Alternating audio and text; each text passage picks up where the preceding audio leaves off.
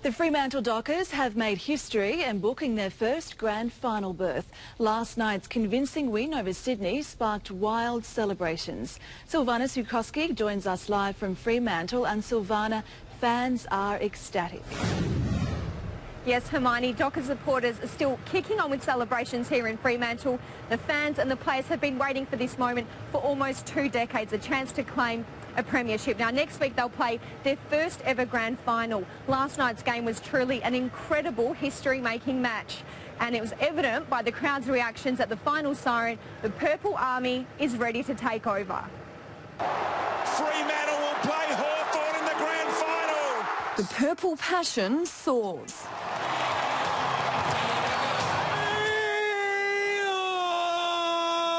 The crowd of 43,000, the biggest scene at a Dockers home game, watching on as Fremantle made history. Clark, clever tap, Valentine over the shoulder, miraculous goal! 25-point winners against the Sydney Swans. I can't believe it! I just can't believe it! Never for 18 years, 19 years, I just can't believe we're in the grand final. I cried. Yeah, well and truly time. How excited. I was nervous today, but they just belted them, so awesome. Bring on the Hawks. Some Swans fans weren't prepared to stick around. Hey, we've already won a premiership. It's about time the Dockers won one. But the Purple Army poured out of the stadium, unable to contain their excitement. Yeah! We're the heart of Dockers! Yeah! And the celebrations continued well into the night, all singing the same song. Come on! Way to go! Pubs and bars across Perth were packed as the Dockers dominated. The streets of Fremantle kept the purple buzz going, Swan supporters outnumbered. Fans tuned in from all over the world. The Perth Scorchers cheering on the Dockers from their hotel in India.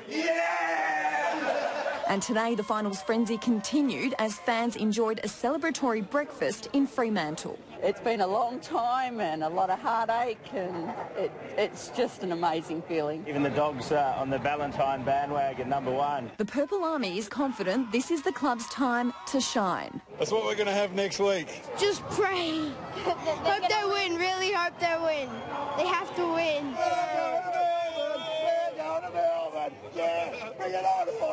Hawthorn better look out because we're coming for them. Frio's coming. Meanwhile, extra flights have been released ahead of the mad rush to the MCG. Thousands of seats have been added, but they do come at a price. SYDNEY has the details. Loud and proud. MCG! MCG! The Freo faithful have their eyes set on the MCG. I booked my flights 2 weeks ago. Go on the MCG, so that's even better, eh? When did you get your tickets? Oh, I've had them for like 3 months. I don't know what I'm going to do. Beg borrow or steal a ticket, or sell myself, or whatever. Yeah, so I'm bound to get there one way or another. As the purple haze rolls over Melbourne, our major airlines have added extra flights to deal with the demand. Virgin announcing 6 additional return flights. That's more than 2,000 seats. For those heading to Victoria via Sydney, the airlines added another 8 return flights. QANTAS has put on 4 extra services. That's just under 1,000 seats. Flights to Melbourne from Wednesday to Saturday morning on Tiger Air have sold out. Seats are still available if you're willing to leave early. But it doesn't come cheap. Most flights close to game day already topping $1,000. Some fans opting for a charter flight. It's great for the supporters. You know, they deserve to feel good about this team, and they want to come and support us, and that makes us, that thrills us that we're going to have a bit of a Purple Army marching across the Nullarbor. At 7 a.m. tomorrow, 15,000 Fremantle club members who put their names in the grand final ballot will find out if they're off to the MCG. But for fans who aren't Dockers members, there are no general admission sales, but there are still opportunities to be at the game through corporate packages. Many of those have already been snapped up. The remaining few start from about $1,500. SYDNEY, 10 Eyewitness News. And so the celebrations have only really just begun. A look ahead to the coming week for Dockers fans. On Tuesday, the team will have an open training session. Then on Thursday, the players will fly out to Melbourne. A grand final parade in Melbourne on Friday.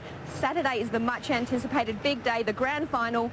followed by a welcome home parade at Patterson Stadium for the boys on Sunday. We'll have all the highlights later in sport. Hermione. A very exciting week ahead. Thank you, Silvana Sukoski, live from Fremantle. Good evening. As you all know by now, the Dockers are on the verge of creating history, booking a spot in their first ever grand final. It's set to be a blockbuster day for Stephen and Bradley Hill, the first brothers to play against each other on the big day in 101 years. Tim Hipsley has more. 2 years ago, Stephen Hill was by his brother's side when he got drafted. Come Saturday, he and Bradley will come face to face on the biggest stage of all. Yeah, I think I got him covered. Feeling very nervous but excited, and I'm just so proud of the boys and I can't wait for the game. Mother Stephanie split between the Hawks and Dockers. The pair have only played against each other once before. That was in round 4 this year, but the sledging will reach a whole new level. He's pretty cheeky, so I wouldn't be surprised if he has a few words to say. It was purple pandemonium last night. Fremantle will play Hawthorn in the grand final.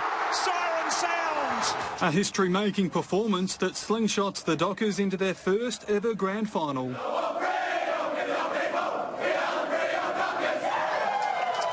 And they'll be hoping to sing the song one more time this year. Tonight it was round 26. I know people don't like hearing it, but the real challenge is to let go of the ultimate distraction, which is the result. So, which it was tonight, which it was down at Geelong. Freo keeping their emotions in check for such a big occasion. Well, we're going to enjoy it. We're going to embrace that because it's the first time the club's been there. So we're going to soak it up, understand that, yes, there's a level of distraction to it. But it's normal. It's a grand final. That's what happens in these games. So there's no point in ignoring it or shying away from it. But on the park, it's business as usual. We also remain focused on what's got us here in the first place, which is you know, focusing on all our KPIs and our behaviours that have got us here. A grand final berth, a moment to savour for club veterans Luke McFarlane and Matthew Pavlich. There are times throughout your career where you think that you may not get opportunities that you really desire. Pavlich has been named Freo's best and fairest on 6 occasions and earned All-Australian honours half a dozen times, but still won't be satisfied until he lifts the Premiership Cup. That's all that matters in this game, and as much as people make it out for other highlights and other reasons, all you crave is team success, and that's why I'm really proud to be a part of this group. It was an emphatic victory in front of 43,000 fans, their biggest crowd at home. The Dockers' pressure relentless in the second quarter that completely shut down the Swans to set up a match-winning lead. Still, Ross Lyon was quick to claim the underdog tag for the big day. They've clearly been the best home and away team for the year on win-losses, but it's not about the best home and away team. We all know that. It's about the best finals team. McFarlane and Michael Johnson both pulled up fine despite an injury scared last night. Tim Hipsley, 10 Eyewitness News.